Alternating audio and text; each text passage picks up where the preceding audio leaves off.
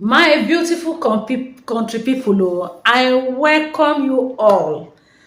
Welcome our royal prestigious crown prince, Prince Adewale Adebiyi Ogunwusi the Ojaja the second. Yes, so my people, I don't land, I don't show to come touch light. This whole gbas when it be say they happen for social media.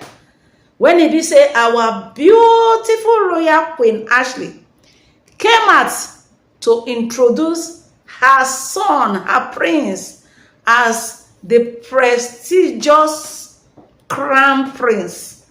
My people, now so people come dey vex so a lot of people come dey vex so say Queen Ashley introduce him pikin as prince and prestigious royal crown prince. My people, even Oni of Ife equally introduced this baby as prince from Lafogidi and from their own Jesse compound, combined to the royal throne of Oduduwa. Those of una maybe say una dey vex say Queen Ashley introduced him pikin as a crown prince. Your papa na king, abi your mama na queen. If your papa na queen, your mama na king, you for understand wetin she mean by that. Since you no understand wetin e mean by that, make una pack go one corner. Congratulations, oh, our royal Queen Ashley. Those of una wey say una no like as she introduce her pikin, abeg, mona locate the nearest transformer wey be say dey on a street. Just go there, go hug am, because I no understand. I no understand. Even the way Ooni of Ife take introduce this pikin is quite different from the way they take introduce other pikin. Because let me tell una wetin make this pikin be crown prince.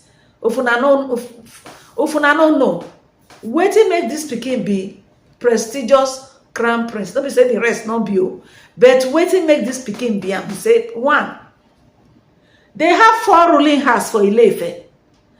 Queen Ashley happened to come from one, which is Lafogidi, and she's a princess from that compound.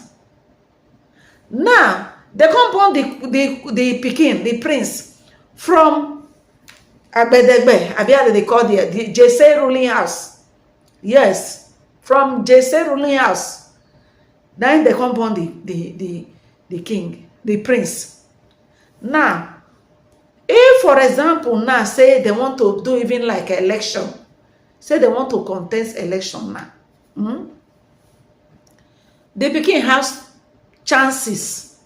That's, in fact, if they want to by combination and permutation, when I know say the ruling house, when we say the rule now, from the father side, it is just a ruling house, which if Ooni of Ife don rule finish, when he don't grow old, when God don't call him to thy kingdom come, the next ruling house will come from that place, which automatically pave way for Queen Ashley pikin. Una dey see am so. And besides, this whole thing is not even hereditary. It's not hereditary, because if na hereditary, Ooni papa still dey alive, oh. Ooni father still dey alive. Him senior brother dey alive, but dem carry the kingship give Ooni of Ife. So I don't know. This one wey be say una come dey drag Queen Ashley like a better pass my neighbor generator wey don kpafusa. Una dey drag am. Those of una wey say una dey drag am, na jealousy dey worry una. Because Ooni of Ife himself, the Ooni of Ife himself, make una see am, make una see Ooni verified page. This na a verified page. You see am so. See the way they introduce the pikin. He said, to God be the glory, great things he has done. Hearty congratulations to the entire house of Oduduwa and Olori Afolashade, who today betted a prince from the mother side of Oni Adagba royal compound of Lafogidi ruling house. You see the way he specify am? He can't say, and where are they safe? He said, okay, congratulations to the Oduduwa and the to Olori Afolashade, who today betted a prince from the mother side of the Oni Adagba ruling compound of Lafogidi ruling house, and the father side of Agbedegbede royal compound of JC ruling house combined to the royal throne of Oduduwa. Una dey see am so. So those of una, when una get problem with this whole thing, they say Queen Nashi call Ooni of Ife my darling husband. Oh, if I call him our darling husband, una no say for polygamy na per head. The marriage na per head o. Whether una like make una dey marry am. You, when you want to address your husband, you go address her like your own. Not be saying go come address her.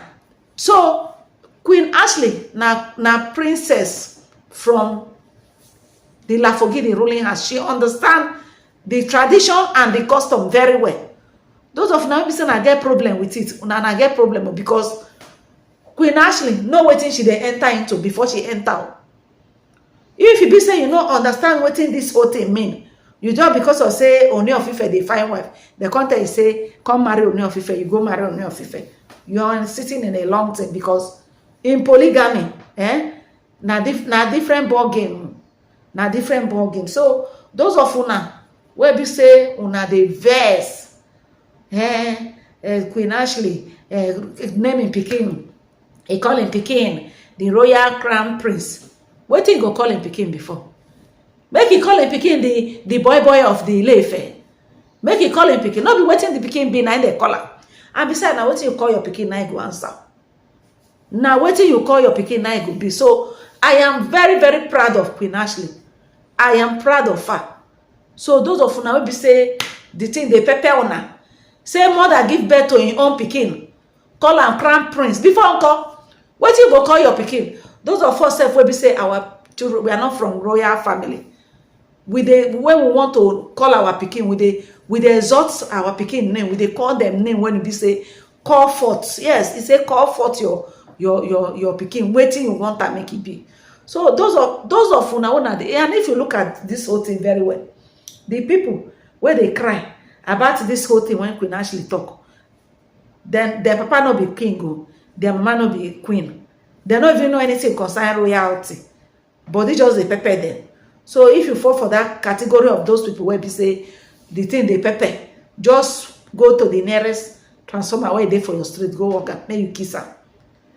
Welcome our beautiful royal Queen Ashley with a beautiful, prestigious crown prince. Yes, that's what the baby is. If una know me, no, make una know. Wetin happen?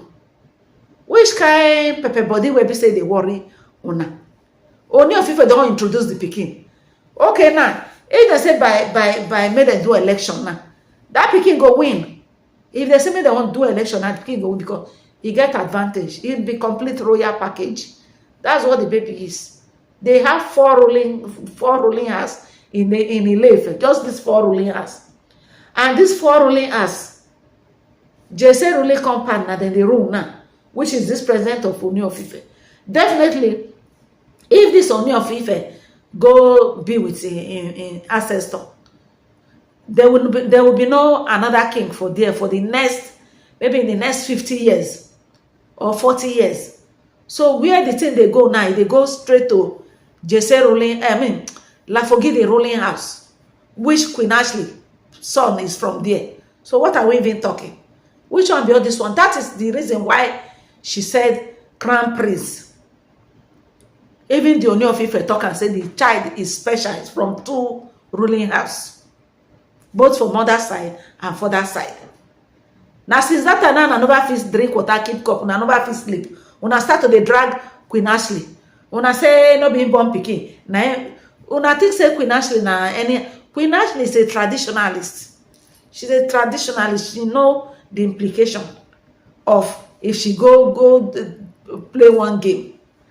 And besides, now so una talk for Queen Toby own. Not until they carry Queen Toby pikin pass through the spiritual DNA, pikin pass am. Everybody, shey una don go shocking for one corner. Even when I do video say Queen Toby get belle that time, now so una wan finish me. Make una happy for people now. Make una happy for people. Make una happy for people. So I don't want to bring Queen Naomi matter for this one. I don't want to bring Queen Naomi because I saw one blogger when they holla say he respect Queen Naomi so much. Queen Naomi say he not get power for polygamy. Now he come out. Una not even know anything because me, Queen Naomi, na my personal person. So, and besides, she's not the type that I want to start talking about her matter. Those of una wanna be saying that they take Queen Naomi name, they chase clad, they find money, they life on top of Queen Naomi head. Una stop her, you know good. Una stop her. But una allow Queen Naomi breathe. Una allow Queen Naomi breathe because she don't even come talk and say, yeah, no, Ooni of Ife, they are just co-parenting. They are just co-parenting. Still, una no one rest. Now they drag Queen Ashley. Now Queen Ashley do una. Now she do una.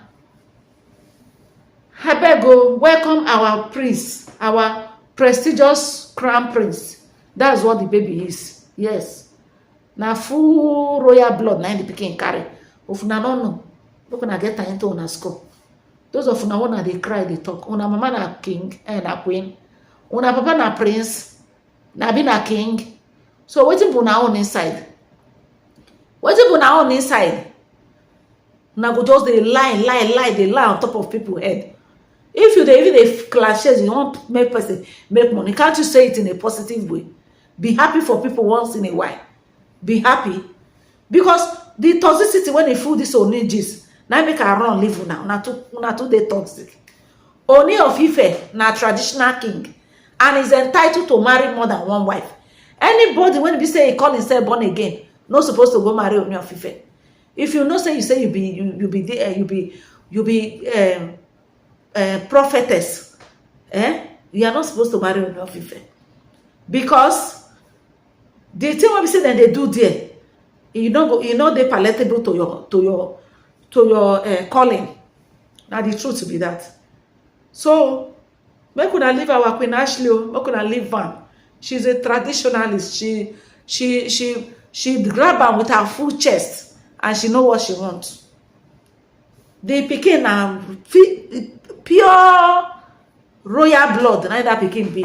No be mix this thing.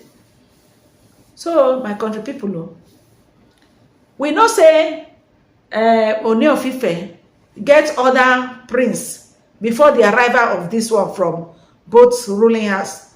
That is what qualify him to be a crown prince. Mokuna get am into una score.